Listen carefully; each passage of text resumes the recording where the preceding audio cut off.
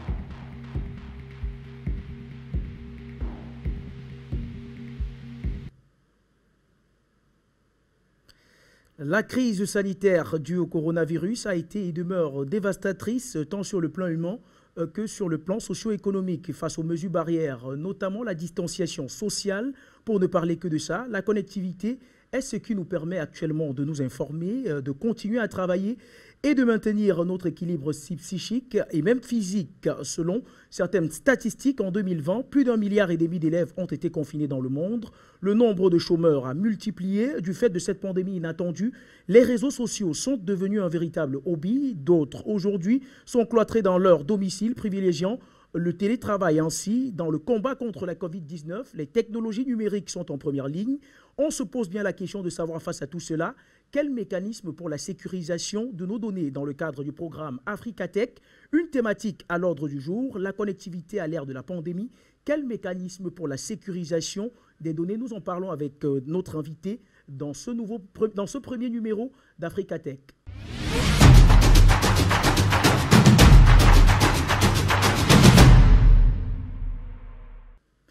Mesdames, Messieurs, bonjour. Heureux de vous retrouver sur la télévision panafricaine Afrique Média pour ce premier numéro du magazine Africatech. Nous sommes avec Benoît Grunemwald, qui est l'expert sécurité EZ Afrique francophone. Bonjour, Monsieur Benoît, et merci d'avoir répondu présent à cette invitation. Bonjour, avec plaisir.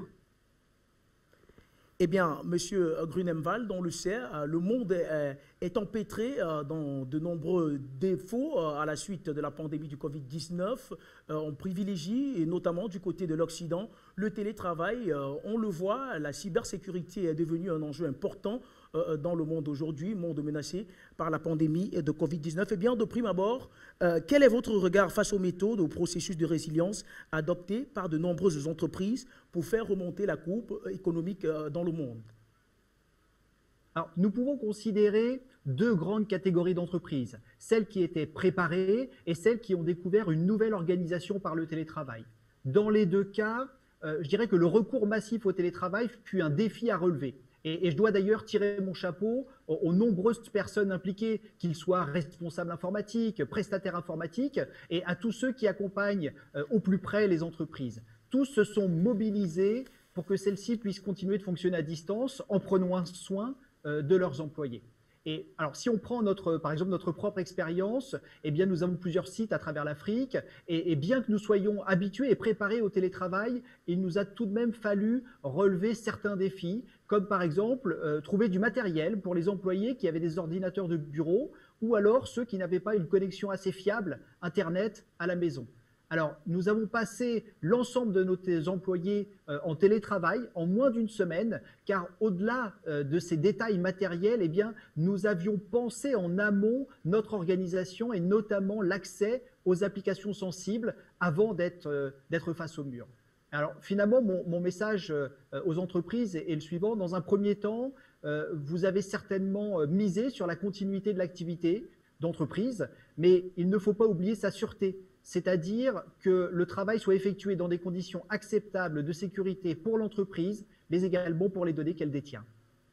Eh bien, Monsieur Benoît, pour revenir un peu sur le télétravail, il a été pour d'aucuns la solution adéquate pour se relever de cette catastrophe engendrée par la pandémie du Covid-19. N'y a-t-il pas, selon vous, le côté sombre de la chose en matière de sécurisation des données?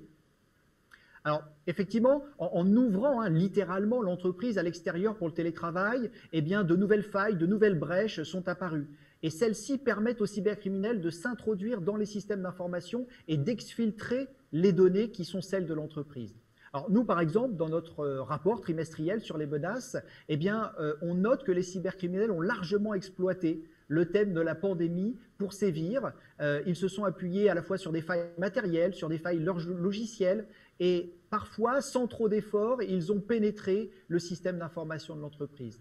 Alors, habituellement, il est recommandé, bien entendu, de mettre à jour les éléments actifs de son infrastructure. Et c'est encore plus vrai quand on les expose directement sur Internet. On a, par exemple, constaté une reconnaissance du nombre de victimes de rançongiciels, des ransomware. Et il faut savoir que le rançongiciel, eh bien, c'est la partie émergée de l'attaque. Car avant de chiffrer les données, pour demander sa rançon, eh bien, le cybercriminel exfiltre les données pour faire pression sur la victime. Et finalement, notamment dans les différents rapports que l'on produit, eh bien, on montre que les cybercriminels ont surfé sur le thème de la Covid dans leur tentative d'hameçonnage, par exemple, en nous promettant d'en savoir plus à la fois sur le nombre d'infections ou alors sur le suivi de nos proches. Et dans cette période, nous sommes massivement encore plus tournés vers les outils numériques, à la fois pour payer ou pour se distraire et bien entendu pour travailler. Eh bien, les cybercriminels, j'ai l'impression qu'ils en font de même.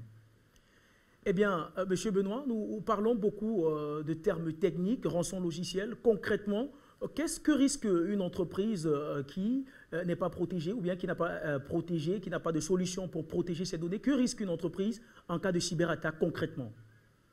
Très concrètement, une entreprise qui est mal protégée risque déjà l'arrêt de production, parce qu'un rançon logiciel va complètement capturer et faire en sorte que le système d'information, donc ça veut dire l'ordinateur, mais également le téléphone, parfois même le système téléphonique PABX de l'entreprise, arrête de fonctionner. Et quand le système d'information arrête de fonctionner, il suffit par exemple que vous perdiez votre téléphone pour vous en rendre compte et vous n'avez plus de téléphone pendant 1 jour, 2 jours, 3 jours, 4 jours.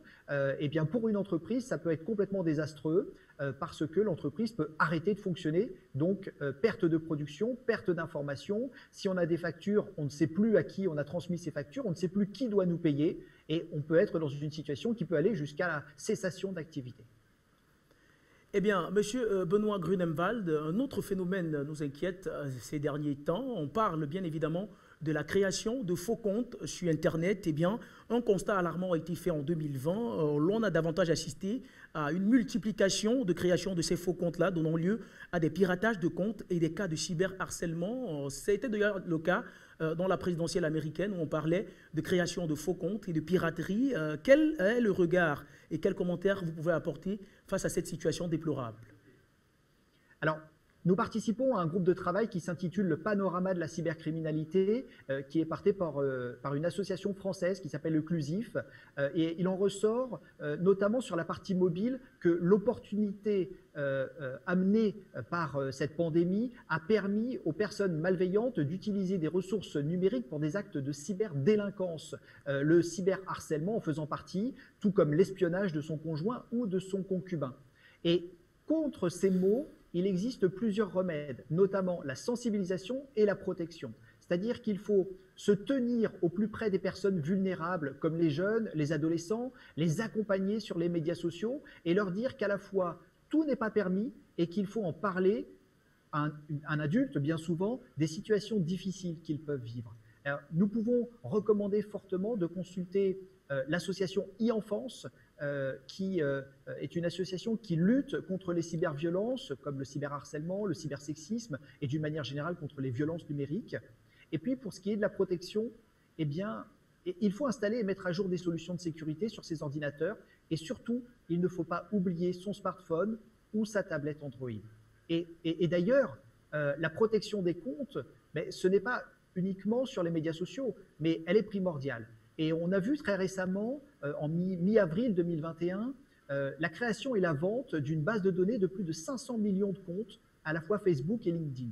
Et ces informations sont collectées et agrégées et elles permettent de se connecter potentiellement à d'autres comptes, surtout si vous utilisez le même mot de passe sur tous les comptes. Et donc, pour protéger ces comptes-là, eh bien, il est important de choisir un mot de passe fort et surtout différent pour chaque compte, et alors, si possible, d'activer l'authentification de facteurs. E7 qui n'est plus à présenter, je le rappelle, est le leader européen de la cybersécurité. C'est la référence, protège tous les aspects de la vie numérique, bien évidemment, avec une expertise de pointe et un apprentissage machine achevée. Parlez-nous un peu d'E7 et quels sont les mécanismes mis en place pour la sécurisation des données du côté des Z. Alors, merci de nous donner cette parole parce que EZ, c'est avant tout une fabuleuse histoire humaine. Elle dure depuis plus de 30 ans. Il faut savoir qu'en 1987, il y a deux fondateurs qui ont créé le premier code du logiciel que beaucoup connaissent, qui s'appelle Node 32. Et puis, de cette création est née une entreprise, EZ, au cœur de l'Europe, en Slovaquie pour être exact. Et Richard Marco, qui est notre premier employé, est aujourd'hui notre CEO monde. Et bien entendu, vous l'avez dit, beaucoup de choses ont changé dans ce monde. Par contre, il y a quelque chose qui reste intact, ce sont nos valeurs. Elles sont le courage, l'intégrité, la passion, la fiabilité. Et aujourd'hui, nous sommes implantés sur le continent africain, par exemple en Tunisie, au Maroc, mais également on couvre 22 pays, soit en propre, soit par l'intermédiaire de partenaires. Et d'ailleurs, permettez-moi d'ouvrir une petite parenthèse sur l'importance du prestataire informatique, car nous avons constitué un réseau de plus de 4000 partenaires en France et en Afrique. Et ils sont indispensables à la transition numérique des entreprises comme des particuliers. Ce sont eux qui sont au plus près des utilisateurs, des clients, et ils savent adapter les solutions à chaque contexte spécifique. Et nous accordons une très grande importance à la formation et au suivi de nos partenaires. Alors, notamment, si vous êtes prestataire informatique, sachez que nous cherchons à recruter d'autres partenaires. Alors, du coup, je ferme cette parenthèse. Et effectivement, vous l'avez dit, nous sommes le premier éditeur européen. Et nous sommes vraiment stables financièrement. Et nous sommes également souverains sur nos technologies. C'est-à-dire que nous les développons en interne. Et comme vous le soulignez, technologiquement, eh bien, nous marquons la différence. Nous nous appuyons sur une approche multicouche qui est basée sur à la fois une combinaison d'intelligence artificielle et de modules de détection spécifiques.